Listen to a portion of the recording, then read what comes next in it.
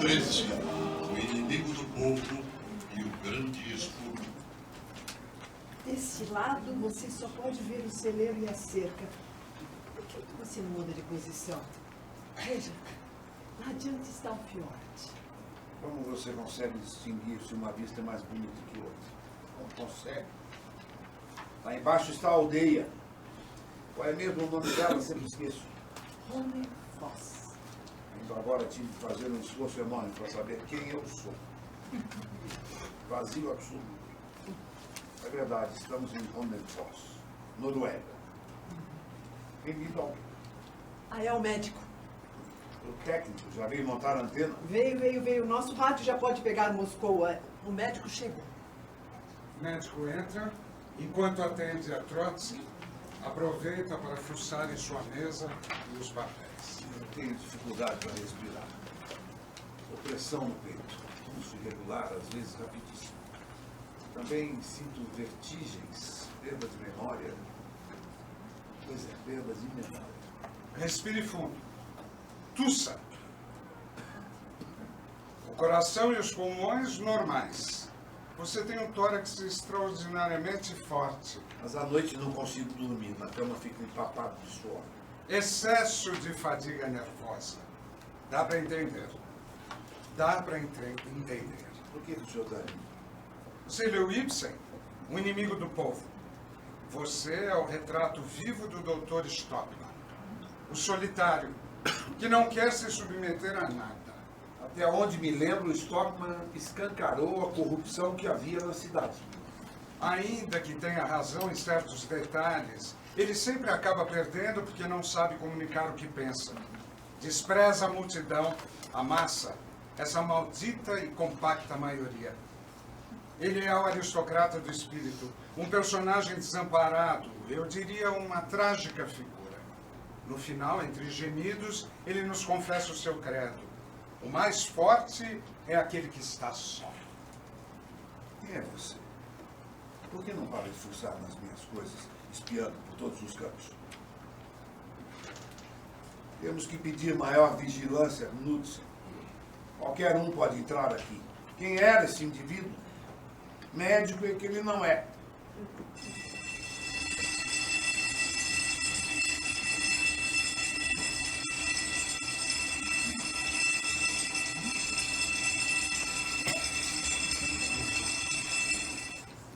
As investigações preliminares para o sumário de culpa revelam que todos os acusados cometeram abjetas e traidoras ações, sob orientação do inimigo do povo que se encontra no estrangeiro. Os fatos demonstram que todos planejavam atentados contra os membros do partido e do governo. E o objetivo, evidentemente, era para derrotar o poder soviético e restaurar o poder capitalista. Acusado Miraschikovsky, você era o homem de confiança, o mais próximo de Trotsky. Com ele, você executou missões antissoviéticas desde 1923. Quando, em 1923, voltei do confinamento, fiz uma declaração admitindo que a linha geral de atuação do partido me parecia correta. Na verdade, voltei fazendo jogo duplo. Meu objetivo era prosseguir na luta contra o partido. Em 1931, a questão do terrorismo foi colocada abertamente no nosso grupo. Smirnov trouxe de Berlim as instruções que ele havia recebido por intermédio de Leon Sedov, filho de Trotsky. O que diziam essas instruções? Enquanto não se encontrar os dirigentes do partido, enquanto não se encostar os dirigentes do partido, não chegaremos ao poder. O que significa encostar? Assassinar. Com anos poucos no grupo trotskista, surgiu a necessidade de união com outros grupos contra-revolucionários. Trotsky aprovava a fusão com Zinoviev e sua gente. Acusado Zinoviev,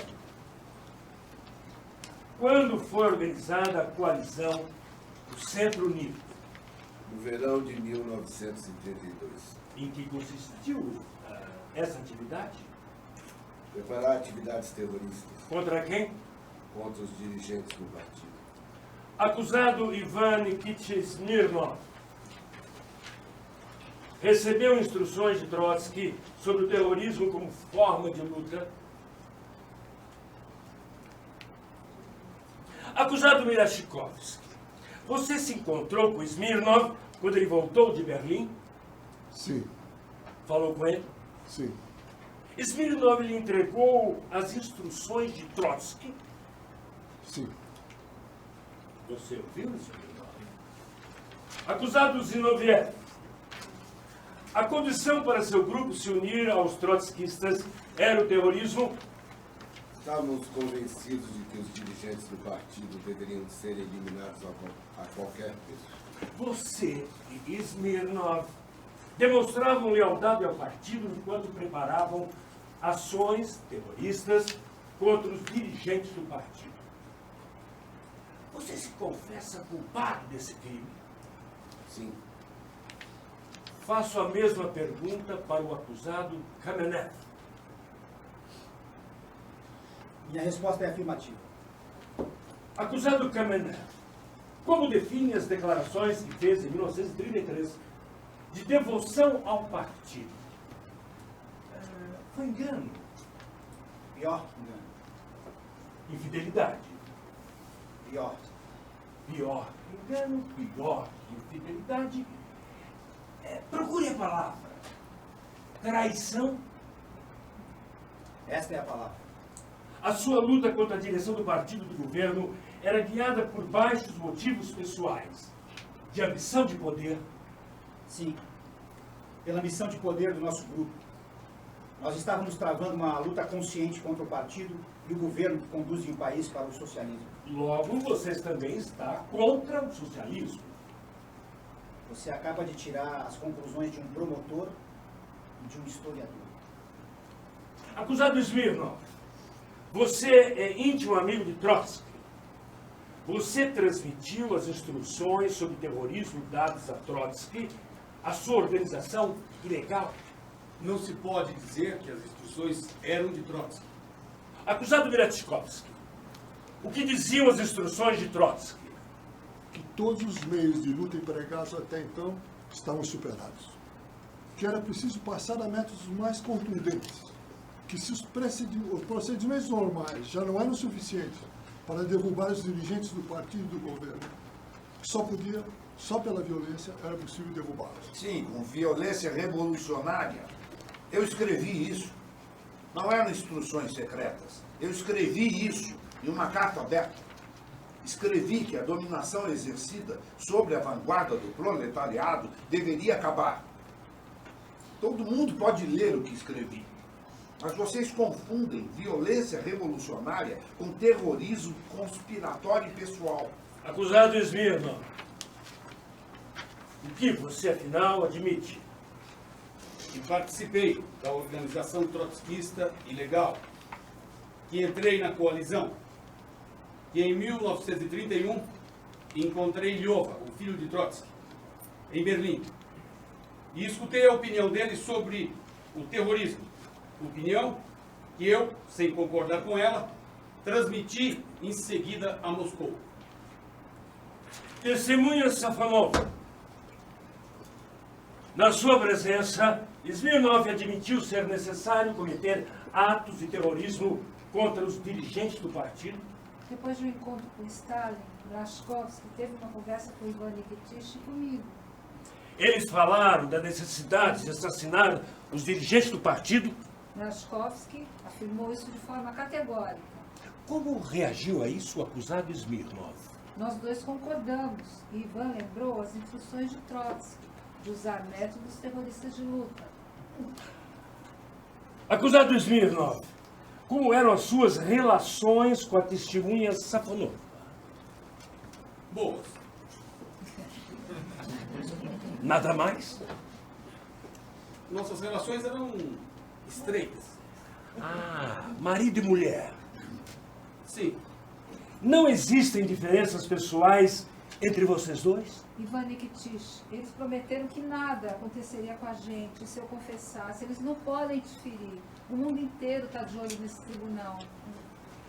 Acusado Smirnov, o círculo se fechou sobre você. Acusado Piatakov, o que tem a dizer de suas atividades trotskistas, criminosas e antissoviéticas? Recebi instruções de Trotsky para trabalhar contra todas as medidas do governo, especialmente as da economia. Onde você trabalhava então? Como presidente da indústria química, eu trabalhava no Conselho Superior de Economia. Enquanto gozava da confiança do governo, você atuava como sabotador vulgar, como espião inimigo do Estado soviético. Nossas atividades criminosas provocaram várias catástrofes em minas de carvão, fábricas de tratores, siderúrgicas, estaleiros, centrais elétricas.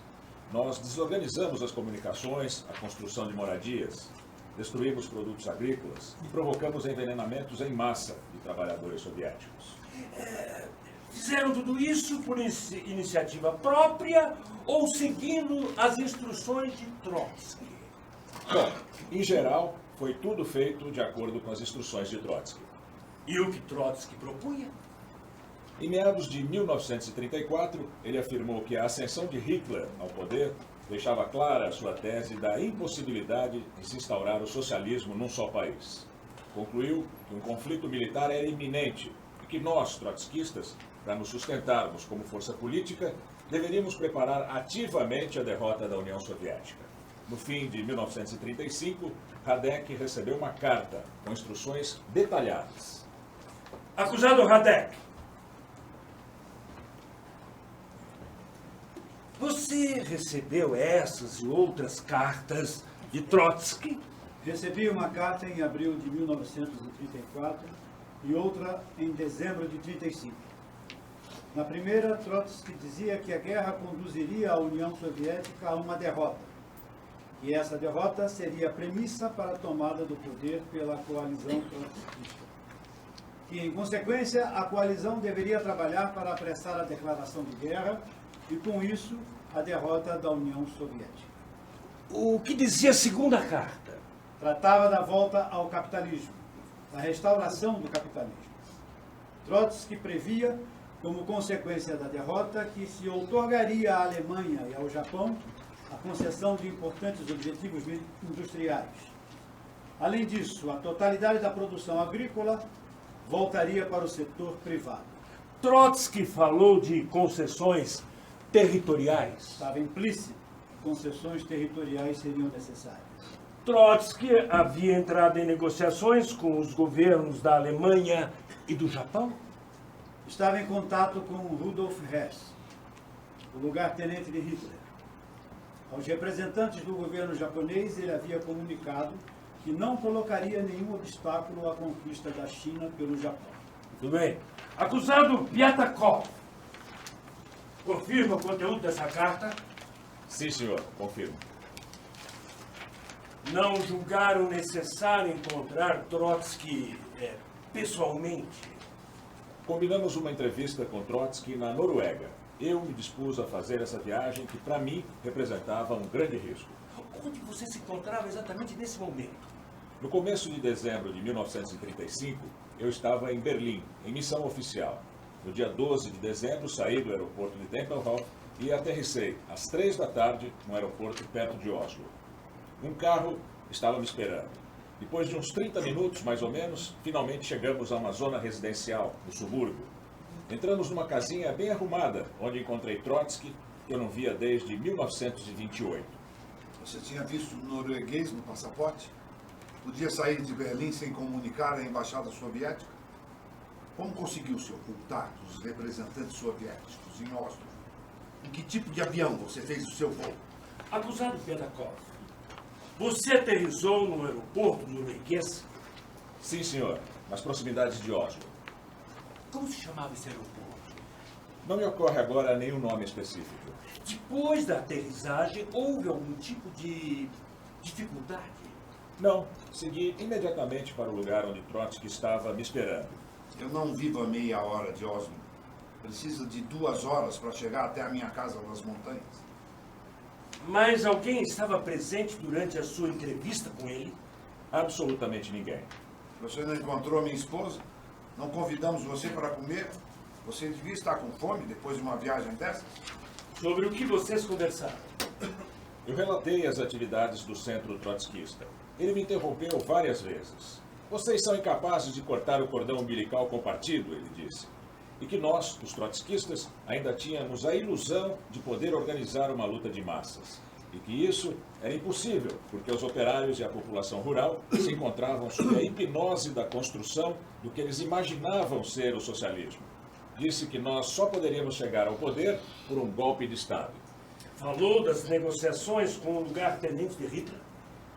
Declarou ter chegado a um acordo com Rudolf Hess, pelo qual seria permitido ao capitão alemão explorar as fontes de matérias-primas da União Soviética. Lucy atesta oficialmente que no inverno de 1935, nenhum avião estrangeiro ou particular aterrissou procedente de Berlim no aeroporto de Kessler, próximo a Oslo. Lucy, na qualidade do nosso anfitrião da Noruega, declara que não houve nenhuma entrevista envolvendo Pyatakov e Trotsky no país. Acusado Pyatakov, o aeroporto se chama Kijeller? Provavelmente. A representação soviética em Oslo comunica que o aeroporto de Kijeller está aberto o ano inteiro para aviões de todos os países. Acusado Rakovsky, você era amigo de Trotsky? Ele era meu amigo. Compartilhava de suas opiniões políticas? Sim. O que o levou a lutar contra o Estado soviético? Nossa luta era fruto do delírio para chegar ao poder. Fizemos aliança com Hitler e o Mikado para aniquilar as conquistas do socialismo e reintroduzir o capitalismo na União Soviética. Nossos hábitos revolucionários tornaram-se contra-revolucionários. E que tipo de hábitos contra-revolucionários você tinha? Não se pode negar que antes fiz parte dos revolucionários. Você jamais fez parte dos revolucionários, seu mercenário do fascismo? Sim. Sou culpado de alta traição. Embaixador da União Soviética em Londres em 24, eu já havia ingressado no serviço de inteligência britânico. Depois, em 34, me tornei agente da espionagem japonesa. Senhor promotor, eu gostaria de não deixar recair sobre Trotsky a culpa que é minha. Sou mais velho que ele. Tenho tanta experiência política quanto ele. No entanto, lamento que ele não se encontre aqui nesse tribunal entre nós. Lamento porque a ausência de Trotsky significa que ele continua suas atividades. Mas espero que no esconderijo mexicano, onde ele se informou depois de expulso da Noruega, Trotsky não se livre da desonra que estamos padecendo aqui. Christian Rakovsky eu não conheço. Esse não é o mesmo que escreveu ao Comitê Central do Partido Comunista em 1930, dizendo: diante dos nossos olhos... Diante dos nossos olhos está se formando uma grande classe de governantes com interesses próprios. Uma classe que cresce graças à cooptação bem calculada, a promoções burocráticas e a um sistema eleitoral fictício. Com essa classe surge uma forma singular de propriedade privada, o poder estatal. Minha adesão à organização trotskista não se deu por conta das lamentáveis teorias de Trotsky, cuja podridão eu conhecia desde a minha primeira deportação, mas sim, porque não havia outro grupo no qual podia me apoiar para os fins políticos que eu almejava. Confessei minha traição. Mas que provas existem dos crimes que cometemos? Tudo o que este tribunal tem são as nossas confissões. Camarada promotor. Camarada não. Acusado Radek. Senhor promotor. Perdão, senhor promotor. Embora não possa me apresentar como comunista arrependido, gostaria de lembrar que nós, os acusados, passamos a maior parte de nossas vidas no movimento operário. Por isso não podemos mentir agora. Então afirmamos para que o mundo inteiro possa ouvir. Trotskismo é uma arma dos fascistas, dos belicistas. Para nós foi dolorosamente difícil reconhecer isso. Sou um operário, filho e neto de operário, revolucionário, filho e neto de revolucionários. Manskovski, você é um traidor da classe operária. Traidor da revolução. Fui preso pela primeira vez com 13 anos de idade. Digo isso para que todos saibam que até trabalhadores ou pessoas que saíram da classe operária como eu, um dia podem converter-se em contra-revolucionários. Não mereço continuar vivendo. Mas acredite, eu me purifiquei de toda a imundície com que havíamos usado. Nenhum de nós pode ter razão contra o partido. Em última instância, o partido tem sempre razão, porque é o único instrumento histórico de que a classe operária dispõe para alcançar seus objetivos. Depois da morte de Lenin, fui eu quem exortou Trotsky a submeter-se a esse princípio fundamental. No tempo que estivemos ao lado de Lenin? Hipócrita. Bukharin, você jamais esteve do lado de Trotsky, de Lenin? Eu conheci Lenin em 1912. Em Cracóvia. Conhecemos todos os seus passos, traidor. E de lá foi ao encontro de Trotsky e Alexandra Kollontai em Nova York. Voltei a Moscou em maio de 1917 e logo me juntei à Revolução. Para trair Lenin? Eu discordava pontualmente de Lenin, mas eu nunca o traí. Fui dos primeiros a apoiar a nova política econômica proposta por Lenin, que fortalecia o Estado soviético. Admito que depois da morte de Lenin, em 1924, trabalhei para destruir a sua obra ao me aliar a Stalin e formular a tese de que o socialismo poderia se desenvolver em um só país. Tese que Stalin logo assumiu como sua, de que poderíamos chegar ao socialismo sem depender da Revolução Internacional. Confessa, então, ter trabalhado para destruir a obra de Lenin. Mas essa obra não foi destruída. Ela continua inspirando os êxitos alcançados pela União Soviética graças à direção do partido. Nós é que fomos destruídos. Vocês, os bandidos trotskistas. Nós, os bandidos trotskistas. Nós é que fomos destruídos. Eu me curvo diante do partido, diante do povo e da sábia direção do partido. Quero me dirigir aos grupos trotskistas que ainda vagueiam sem rumo, espalhados pelo país. Deponham as armas. Apelo a todos vocês, deponham as armas. Combatam o trotskismo e Trotsky. Não existe outro caminho para o nosso país, senão este que ele está seguindo. Não existe outro. Para esses cães raivosos, eu peço o fuzilamento. Porcos e ervas daninhas vão descer sobre as suas sepulturas. Vocês devem ser afastados para sempre dos dignos cidadãos soviéticos de todo o povo soviético.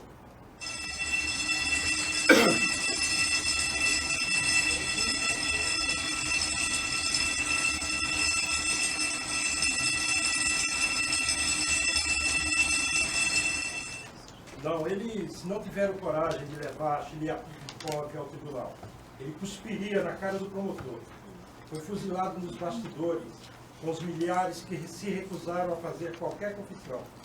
Antes de ser fuzilado, Antonov entregou seu capote, seu blusão e seus sapatos aos colegas e pediu: se algum dia algum de vocês conseguir sair da prisão, diga ao mundo que Antonov era um bolchevique e continuou sendo até a morte. Seu filho, Sergei, foi mandado para Moscou. Suportou os interrogatórios e torturas. Negou-se a assinar qualquer confissão. Levou um tiro na nuca. Seu outro filho, Lyova, Leon Sedov, foi internado em um hospital perto de Paris com apendicite. Morreu de complicações na cirurgia. O próximo será você.